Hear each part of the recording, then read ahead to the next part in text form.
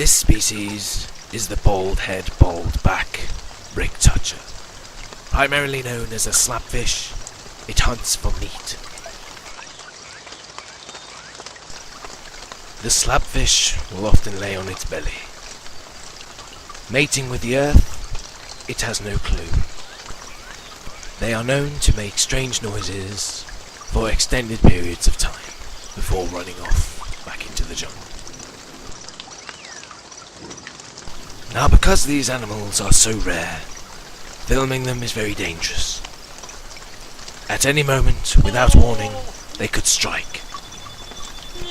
The camera crew felt it was too dangerous and had to leave. As the crew were leaving, the slabfish jumped up to his feet and ran away.